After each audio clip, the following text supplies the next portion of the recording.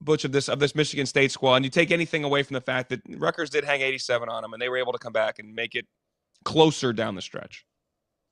Yeah, and that was at the end of the game. Rutgers hit a couple of threes. They were trapping against a couple walk-ons, and all of a sudden it gets a little bit closer. And so, but Michigan State, their physicality, to me, the biggest thing with Michigan State is this: like, their guys continue to get better and develop. And because of that, now you're getting performances from so many different guys that you weren't necessarily expecting that. And I think that's what makes this Michigan State so good. You look at Jeremy Fears and what he was able to do. And I was at the Wisconsin-Michigan State game. That was an eye-opening experience because I've never seen Michigan State play that bad. Now they've run it off and they have not lost since that game. And it was a statement as far as we need to figure this out. We need to play together. We need to be more physical. We need to get back to Michigan State basketball. And that's exactly what they've done. I think Jeremy Fears and what he's done, obviously the 21 points, but it's the 8 assists. It's controlling the offense. Because that was a question for me, is where is the offense going to come from Michigan State?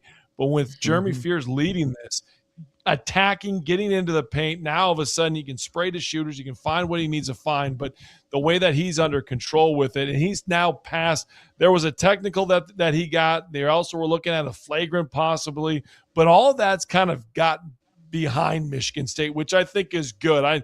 I didn't think it was all warranted. I think it got a little bit blown out of proportion. Obviously, it happened, the one situation happens in the Michigan game, and there's another situation against Minnesota. So it gets kind of blown up a little bit. I love the kid. I think he's great. I think he's a leader. And that's when you think Michigan State basketball, you think elite point guards and physicality and toughness. And then if you get them out and running, that's where they're getting their offense especially. And that's what this team is going to continue to do. But it's the toughness and it's the interior where they're really getting, some good action and they're getting good production from their bigs, most importantly. You look at, again, Carson Cooper with 14 points and Jackson Kohler, 15 points. You're getting almost 30 points from those guys. 30 points from your bigs for Michigan State, you're pretty good. Yeah, for sure. That you outlined the question. The offense will remain. Where's it going to come from? When they're playing at pace, it makes it a little bit easier. Maddie, what do you think of Michigan? What do you think of Sparty? There's nothing worse as a coach when you try to do the right thing and kind of get everybody in there, and then it just starts to go the other way. And that's what it was. Have you ever put him back in? Have you ever had to get the guys back in? Gotta go back in. I'm trying to think. I've seen Coach Donovan get fired up when we would, Coach, empty the bench, put these guys in there, and all of a sudden there's 2 steals, and it goes from a 20-point game to a 14-point game. What do we have? The game's not over. It's not over. It's nothing worse. I love a couple things just in terms of Michigan State, and I've said this multiple times, the development that we've seen with Fears, because he's such a young player still. And go back to early in the season when he dribbled off his foot late in the game against Duke in a 1-possession game with the game on the line. The development of the relationship with his head coach too, because we've seen at times in timeouts or on the sideline, it's intense. And I saw a calmness between the two of them late in that Purdue game where you see those two guys are on the same page and they find a way to close that game out.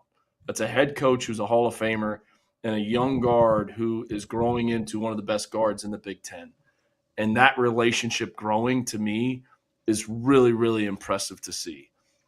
This team is dangerous. And why I say that, Jackson Kohler, Cooper, these guys are up front. Jackson Kohler, I think, is one of the better shooting front court players in the entire country.